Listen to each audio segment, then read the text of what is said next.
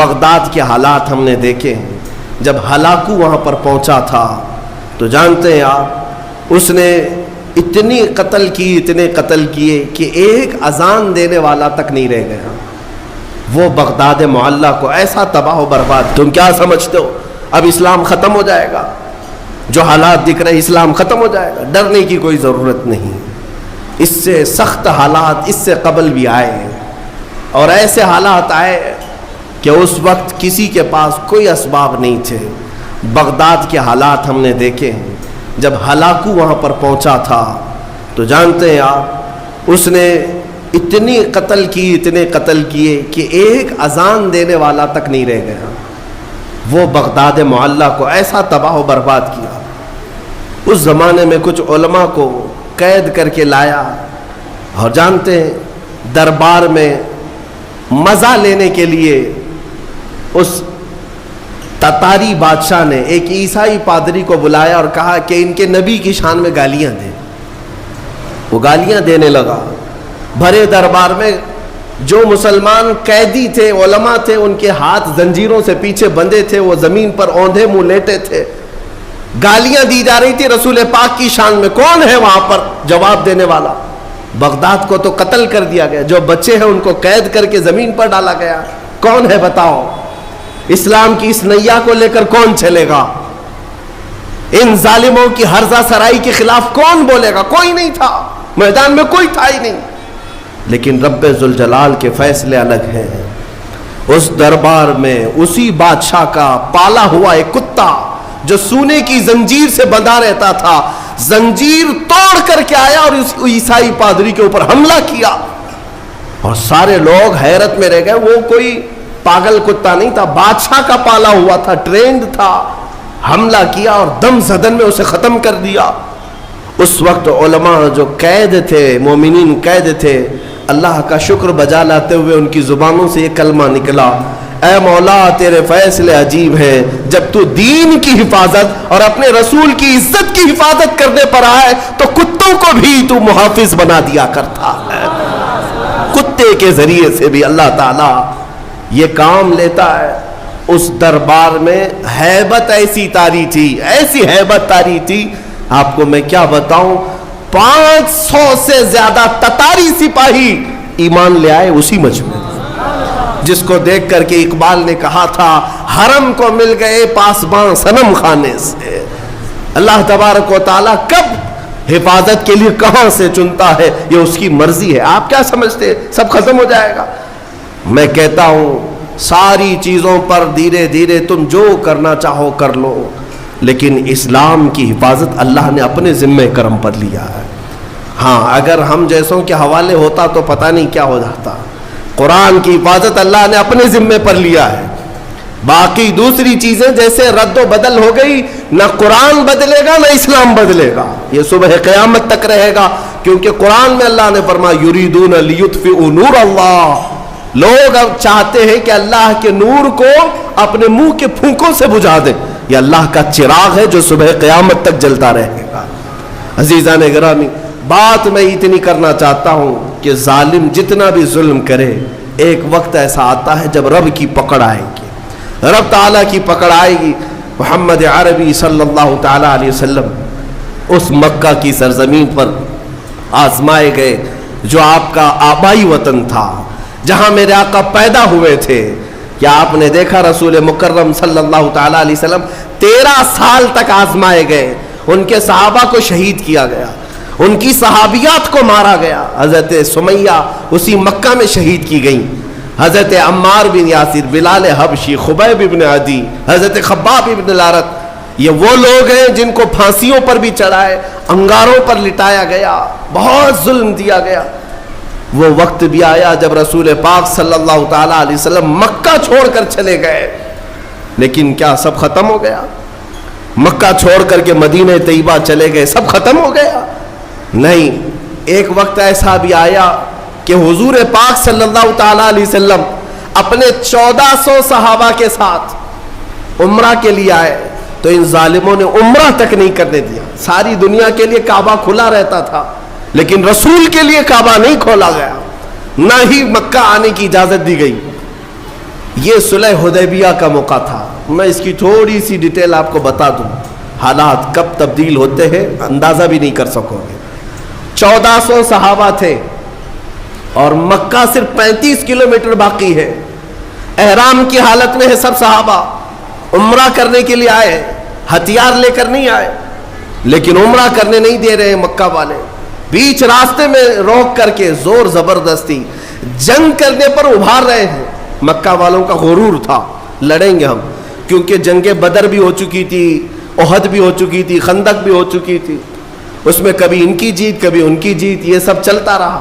اب مکہ والے یہ چاہتے تھے کہ ہمارے وطن کے قریب آئے ہیں, ہم جنگ کریں گے. لیکن میرے آقا صلی اللہ علیہ وسلم فیصلہ کیا کرتے ہیں, صحابہ سے کہتے ہیں میں جنگ نہیں چاہتا, میں صلح کرنا چاہتا ہوں. ہم احرام کی حالت میں ہیں, ہم عمرہ کرنے کی غرض سے آئے ہیں.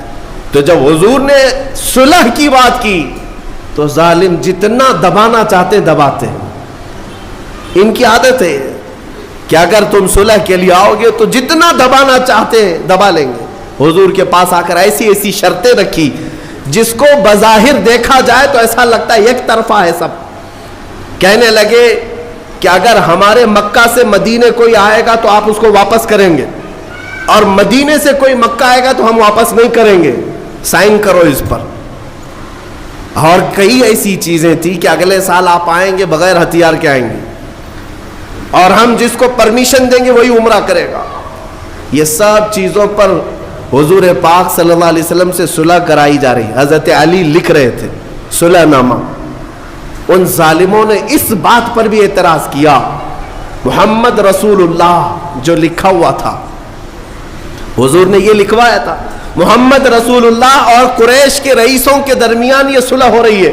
انہوں نے کہا ہم آپ کو اللہ کا رسول نہیں مانتے, یہ لفظ ہٹا دیجیے, صلح نامے سے یہ لفظ ہٹا دیجیے. میرے آقا صلی اللہ علیہ وسلم نے حضرت علی سے کہا علی یہ بھی مٹا دو.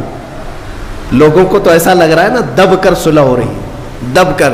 حضرت علی قلم نیچے رکھ دی اور کھڑے ہو گئے, کہا یا رسول اللہ مجھ سے یہ نہیں ہو سکے گا, مجھ سے یہ نہیں ہو سکے گا کہ اللہ کے رسول کا نام میں یہاں سے مٹا دوں.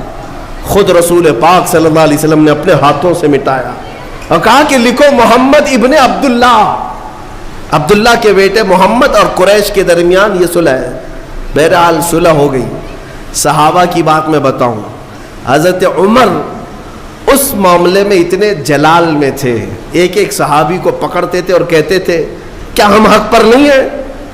حضور کے پاس آئے اور کہا ہم حق پر نہیں ہیں, کیوں ان ظالموں سے ان چوروں سے دب کر کے ہم صلح کریں. ہم 313 تھے ان کے چھکے اڑائے تھے, آج ہم 1400 کی تعداد میں ہیں, آپ حکم دیں ہم جنگ کریں گے. میرے آقا فرماتے ہیں عمر میری نگاہیں جو دیکھ رہی وہ تم نہیں دیکھ رہے, جنگ کی اجازت نہیں.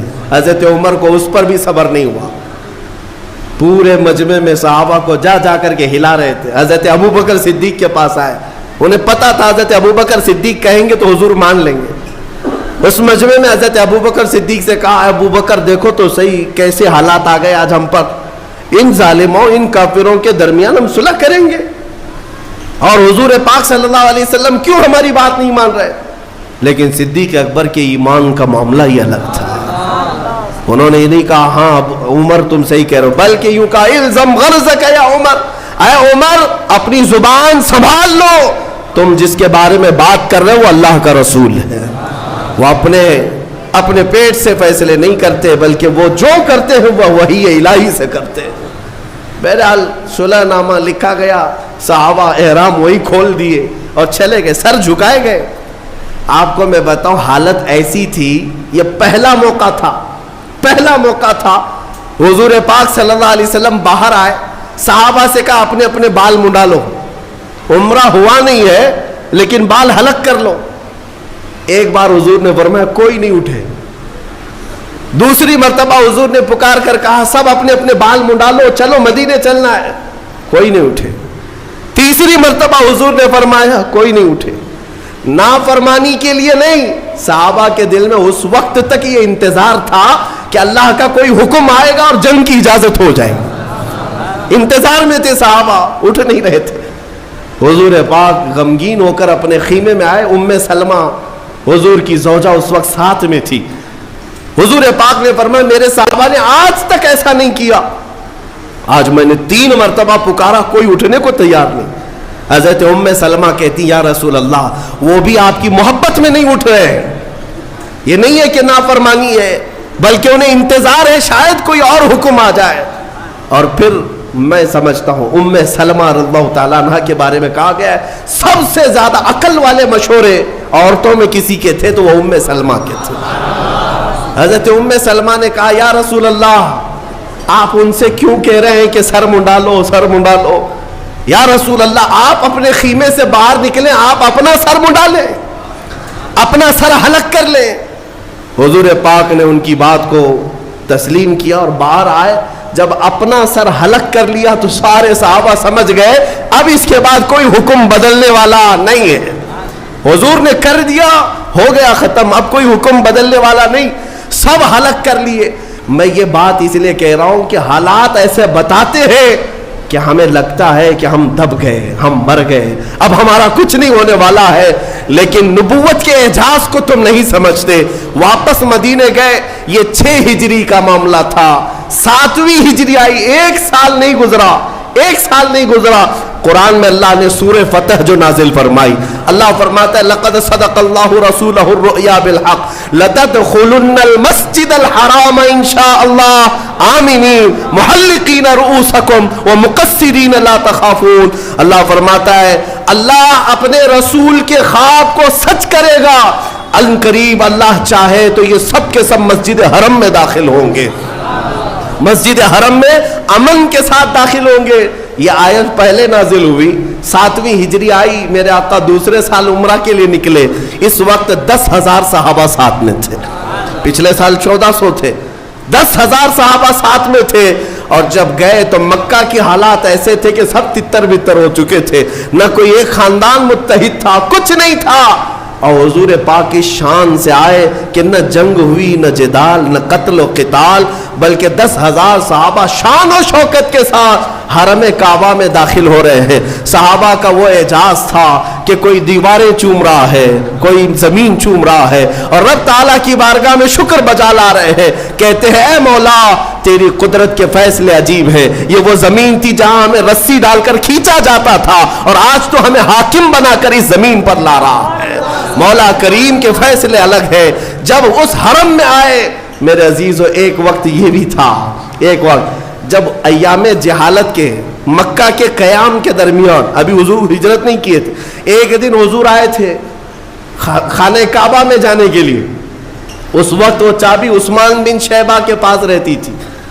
उस्मान बिन शैबा कुरैश के एक मुअज़्ज़ज़ आदमी थे, लेकिन ईमान लाए हुए नहीं थे। हुजूर ने फरमाया उस्मान चाबी दे दो, मैं काबे के अंदर जाऊं। उन्होंने कहा तुम हमारा दीन छोड़ चुके हो, तुम्हें काबे में मैं अंदर जाने नहीं दूंगा। सारे बड़े लोगों को जाने की इजाजत थी, मेरे रसूल को नहीं। हुजूर पाक ने फरमाया उस्मान ठीक है, एक दिन आएगा ये चाबी मेरे हाथ में होगी, मैं जिसे चाहूंगा उसे अता करूंगा। उस्मान कहते हैं कि उनकी बात से मुझे डर भी लगा और फिर सोच भी रहा था ये इतना बड़ा जुमला कह रहे, आज हालत ऐसी है इनकी, इनके साथ जितने वो सब गरीब लोग हैं, मारे जाते हैं। बिलाल हबशी को देखो। और फिर जब वक्त ऐसा आया कि हुजूर हिजरत करके चले गए तो उस्मान कहते हैं अब तो सवाल ही नहीं आता कि काबे की चाबी उनके पास जाए। वतन छूट गया, घर छूट गया, साथी मारे गए, सब चले गए। लेकिन उस्मान बिन शैबा कहते हैं 7 साल के बाद जब हुजूर वापस आए और 10,000 सहाबा के साथ वापस आए, हरम काबा में दाखिल हुए तो सब कुछ बदल चुका था। काबे के दरवाजे के करीब जाकर मेरे आका ने पुकारा उस्मान बिन शैबा कहाँ है। वो आए, ईमान लाए नहीं थे, अभी काफिर ही है। चाबी लाकर मेरे आका से कहा कि आपने सच कहा था 7 साल पहले, ये चाबी आपके हवाले है। मेरे आका ने अपने हाथों से चाबी को खोला, काबे को और साफ किया, और उसके बाद बाहर आए, कहा मैं ये चाबी अब उसको दूंगा जिससे कयामत तक कोई नहीं छीन सकेगा। फिर साहबा कहते हम सबको ये शौक था कि ये चाबी हमें मिल जाए। हजरत अबू बकर, हजरत उमर, कौन कौन बड़े बड़े सहाबा शौक रखते थे कि ये चाबी हमें मिल जाए। मेरे आका सल्लल्लाहु अलैहि वसल्लम ने सारे मजमे में फिर से पुकारा उस्मान बिन शैबा इधर आ जाओ, मेरे रब ने मुझे हुक्म दिया है जिसकी अमानत है उसे वापस लौटाया जाए। तुम्हारे खानदान में चाबी थी, तुम रखो। इतनी रहमत देख करके वो ईमान ले आए और मेरे साथ रसूल के सहाबा में दाखिल हुए। और आज 1400 साल गुजर चुके, चाबी आज भी उस्मान बिन शैबा की औलाद में ही है। कई बादशाह आए बदले, आए गए, लेकिन वो चाबी आज भी उसी खानदान में मौजूद है। दूसरी बात ये, फतेह मक्का के दिन लोग आपस में बात क्या कर रहे थे पता है? अल यौम यौमुल मलहमा, आज छीतड़े उड़ाने का दिन है, आज गोश्त के टुकड़े उड़ेंगे, जितना इन्होंने जुल्म किया सबको दिखाया जाएगा। और मक्का के बड़े बड़े लोग कैदी बनकर के हरम में आए थे। मेरे आका सल्लल्लाहु अलैहि वसल्लम ऊंचे टीले पर खड़े होते हैं और उन सब मक्का वालों से पूछते हैं, तुम्हारा मेरे बारे में क्या ख्याल है, तुम क्या समझते हो? तो उन सब लोगों ने कहा, अंत करीम इब्न करीम इब्न करीम, हमने देखा है तुम भी शरीफ हो, तुम्हारे बाप भी शरीफ, तुम्हारे दादा भी शरीफ थे, तुम शरीफों की और करीमों की औलाद में से हो। मेरे आका ने सहाबा के नारे को बदल दिया जो कह रहे थे अल यौम यौमुज़ ज़हमा, अल यौम यौमुल मलहमा, आज गोश्त उड़ाने का दिन है, आज